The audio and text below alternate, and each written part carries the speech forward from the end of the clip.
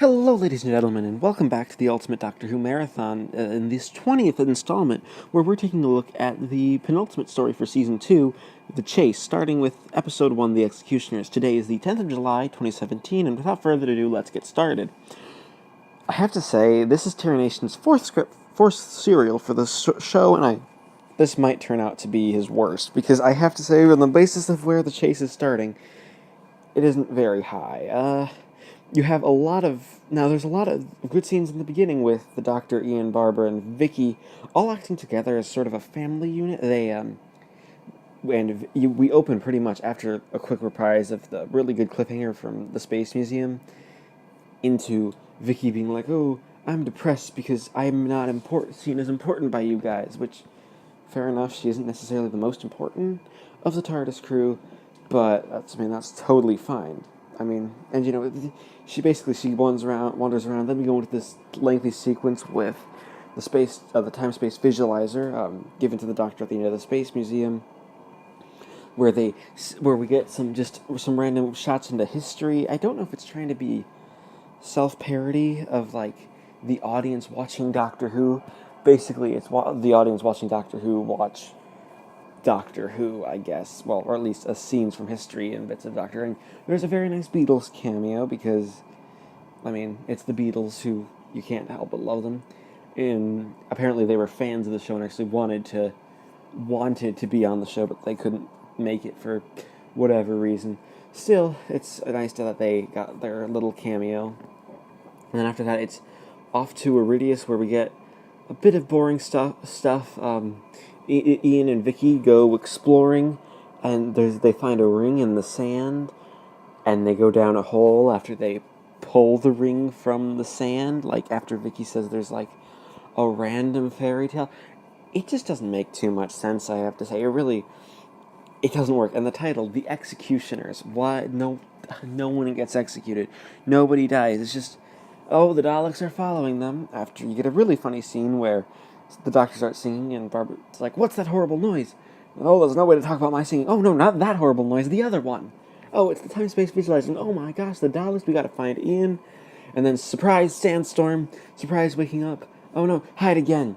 Dalek coming out of the sand. It's just a frantic episode that really doesn't do much in terms of getting a standard plot going. All we know about Iridius is that it's a desert planet, and there's this creepy monster sort of thing. And then the Daleks are there. So really, there just isn't much going on, I have to say, in The Executioners. Terry Nation is a weak script, and Richard Martin is back at directing. And I think this is his last story, which is nice because he's not a very good director. He's probably a great guy. I get it. He obviously likes the show. He just doesn't do very good at when it comes to directing things. So yeah, I think I'm gonna probably have to give The Executioners a 4 out of 10 because it's not a very good start. Hopefully it gets better from here. Hello, ladies and gentlemen. It is now the 11th of July, 2017. I just finished watching The Death of Time, the second episode of The Chase. I was about to say The Crusade there. No, it's The Chase. And I have to say that it is not much better than the first one. Really, we just get a boring plot on the desert planet where we meet the Iridians, and I get it. It's a low budget, but I think they're worse than the Zarbi costumes and the Menoptera costumes from the Web Planet. They just look like people in silver paint and like fishy costumes.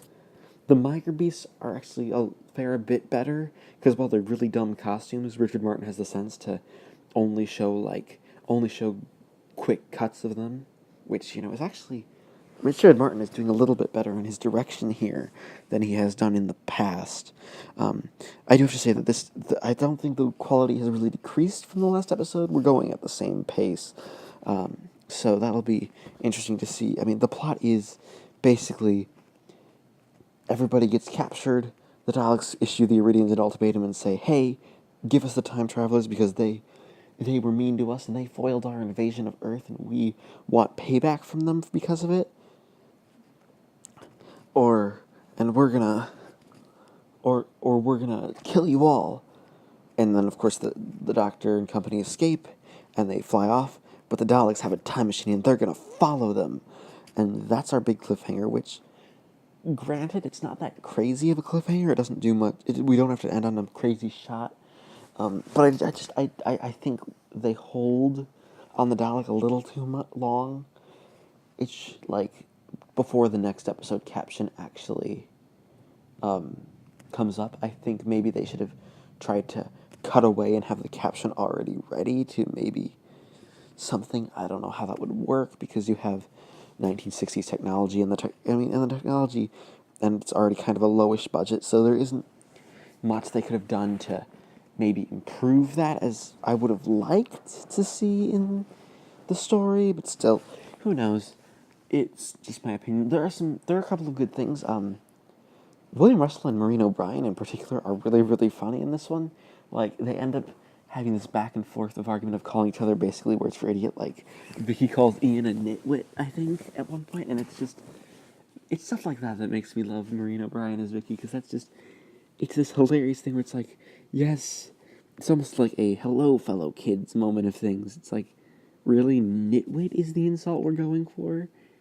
It's not a very good insult. Like, who uses nitwit as an insult nowadays? It's very old fashioned and it just hasn't aged well. It makes it funny. Of course, the Daleks have an interesting portrayal. I mean, at points they're very, very menacing. I mean, they get Iridians to do their slave labor, then they just kill them off. They've outlived their usefulness. They need to die now, which is a very effective way to use the Daleks in this story. I think Terry Nation knows his creation. But again, there's no explanation as to why the Dalek was in the sand, except we had a Dalek rising from the river last time. Let's do sand this time, because why not? That's a smart thing to do. Also, it seems like the Daleks, again, there isn't as much of a gap between Dalek appearances as there was from Daleks to Dalek Invasion of Earth.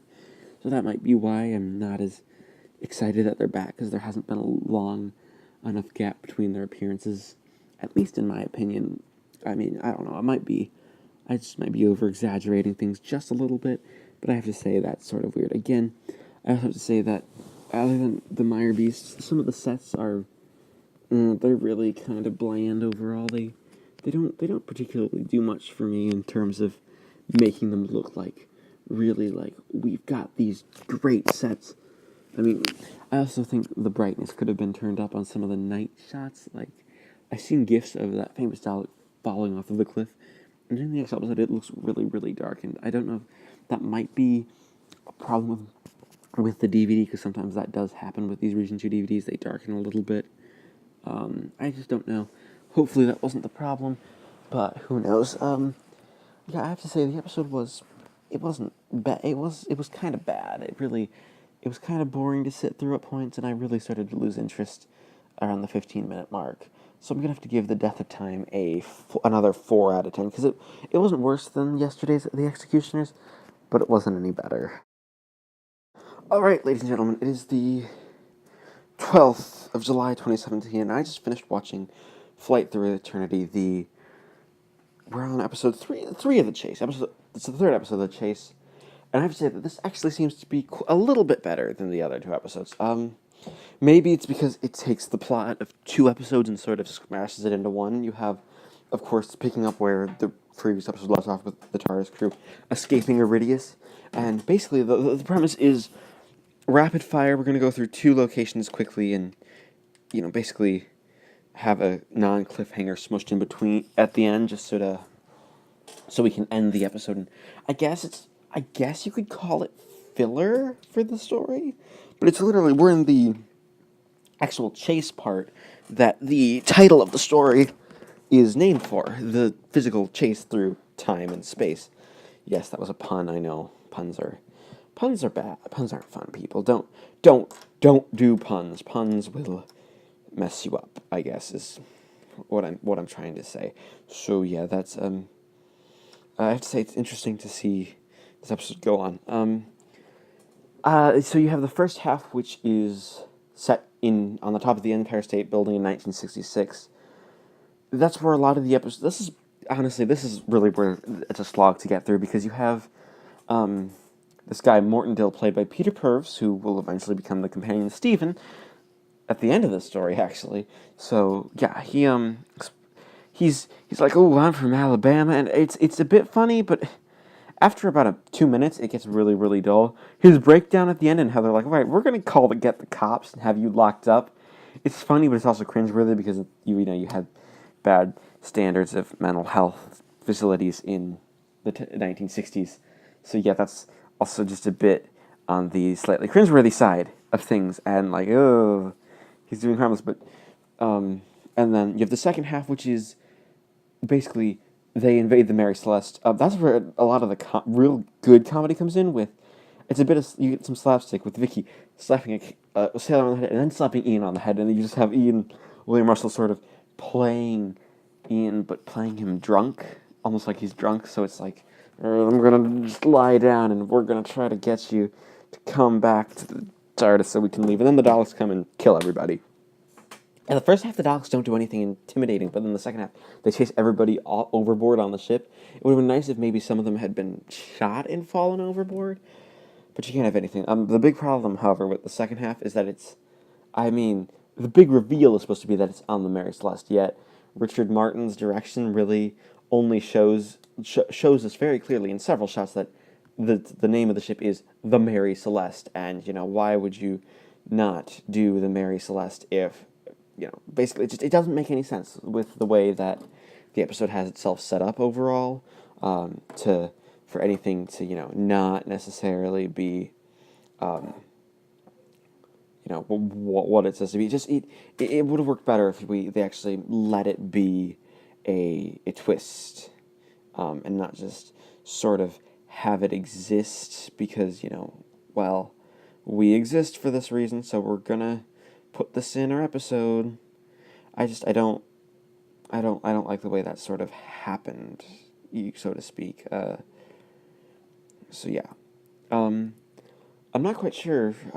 The episode, at least the cliffhanger, seems to be going towards something. Like it's like they start out the episode and the Daleks are 12 minutes behind them. Now it's like I think it's like cut in half pretty much. So now they only have like 6 or 7 minutes, and the Daleks will be up on their tails, and that's actually a really good way to build tension, and it makes me almost want to watch more. But sadly, the episode is just it's such a weird story of two halves. I think I'm just gonna have to give it a standard 5 out of 10. Hello, ladies and gentlemen. It is the 13th of July, 2017, and I just finished watching Journey into Terror. And this one is weird as, like, I think this might be one of the weirdest Doctor Who episodes I've ever watched. It goes back to the old Keys of Marinus format where it's only it's a single location for the episode, unlike the previous one, which was both New York and Mary Celeste. But this one's just really weird in that it takes place in a haunted house, and there's a robotic ghost, a robotic Dracula, and a robotic Frankenstein's monster. And it's like that's all the episode is. It's just, let's do this weird robotic imagery and call it a night. Like I don't know what to say about it. This one just, it comes off as just this weird sort of, it wants to be something, I think it wants to be something like clever. I think it has a feeling that it's trying to be something quote unquote clever, but it just isn't doing anything clever with any of the ideas that it plays around with. Like its Nation, right? I want monsters, and I want the Daleks to fight Dracula and a ghost, and Frankenstein. That's really the only thing that I can see in this episode as, it just, at least to me, that's all I can see this episode trying to be. I don't know, am I reading too much into this one? I genuinely can't tell. I could be far, far, far, far, far too going crazy, just to be like, oh, this is it's weird. We've got a weird one here, so we are weirding everything up, and that's all she wrote. That's all she wrote. It's weirdness, weird. It's not even really a quote unquote journey into it's not very scary. Let's be honest. It's quite mild when it comes to the scare factor. At least in my opinion, like it doesn't do anything interesting with its quote unquote scares. Um, yeah, that's yeah. It's a weird story like that. I don't know what I really have to say about it. It's weird. It was enjoyably weird. Hartnell's great. Maureen O'Brien's great. The cliffhanger's kind of dumb because it's like, oh, we have this duplicate of the Doctor, though. Why they didn't just try to get William Hartnell to play the duplicate, I don't know, because it's his stunt double in most of the shots with Hartnell doing the voice. So yeah, Journey into Terror gets, I think it's gonna get a 6 out of 10. It's weird, but it's the best episode of the chase so far. The chase has slowly been building up and up and up. I think to away from a weird beginning to decent story. So yeah, 6 out of 10. Tomorrow's the death of Doctor Who. Hello, ladies and gentlemen. It is the 14th of July, 2017, and I just finished watching The Death of Doctor Who, the penultimate episode of The Chase. And I have to say, again, The Chase just keeps getting better and better the closer we get to the end. I don't... Like, this episode, it's slightly better than the last one. This one, we actually are setting up towards a final battle. You have the robot coming, the TARDIS crew reuniting with Vicki, being able to defeat the robot, but of course all is lost because the Daleks know where they are now, and they're trapped in until a strange creature, basically it's called a mechanoid, aka the other thing Terry Nation is pretty much famous for, especially if you look at the audio drama Jubilee and some of the early Dalek comics, comes and rescues them, and that's to make the decision: do we go with this strange creature, or do we let the Daleks kill us? And it's 25 minutes of pretty hard-hitting drama with quite a few flaws. First off, William Hartnell gives it his best as the Doctor's double. The big problem is that a lot of the stuff, because of the technology, they couldn't do split screen like they will with later times when there's the Doctor being basically someone imitating the Doctor or someone who looks like the Doctor. This one's just sort of it's Ed Warwick, his stunt double, playing it. In a lot of the shots, you can tell like all the actors around are trying to sell it, but it doesn't. It's just the visual and the voice coming out of the mouth is all wrong. I mean, in some of the long shots, it's okay, but Richard Martin tries his hardest to get it so that the double is shot from behind, so we don't have to see it so much. You know that, whereas, but he really can't. He can't seem to get it quite right. It doesn't seem to be working out for him in that manner. It just doesn't quite look right when you look at it when you're just watching the episode. It doesn't work.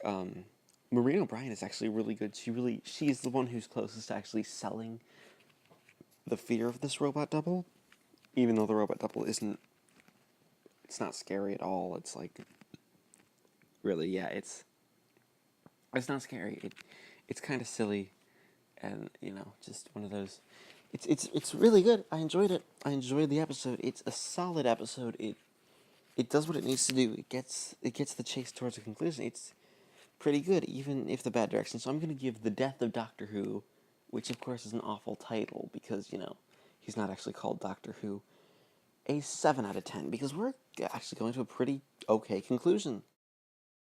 So it is the 15th of July, 2017, and I just finished watching The Planet of Decision, the final episode of The Chase, where basically a lot of stuff happens, and we get to what is probably a very, very satisfying conclusion for the story overall. I mean, you have a story that really sort of doesn't know what it wants to be overall, and it's actually a really, really just a good, entertaining episode. you have the Doctor and company going into the city of the Mechanoids, where they're taken prisoner.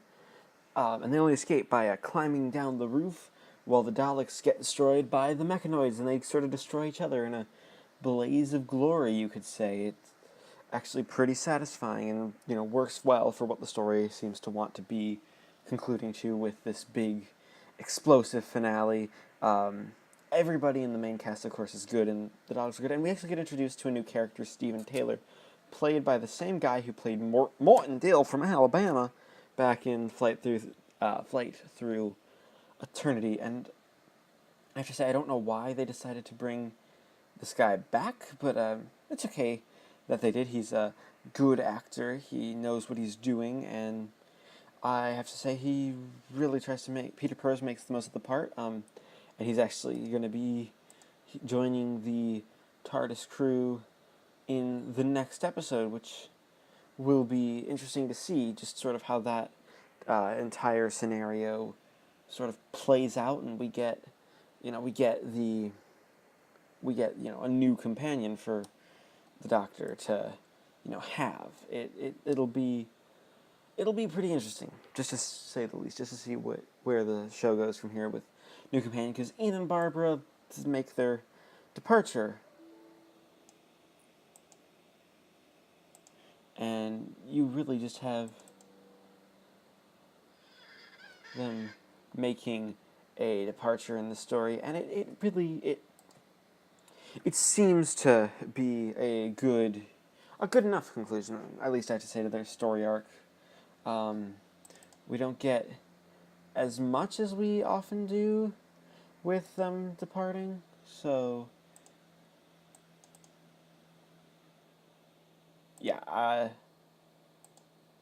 that's really all I have to say. It's a decent conclusion. You have some really good stuff going on in the story, and I'll have to give the Planet of Decision an 8 out of 10. Adding those scores together, The Chase gets a total score of 5.67 out of 10. Thank you for watching this installment of the Ultimate Doctor Who Marathon, and I will see you guys next time when we do the next televised story, The Time Meddler.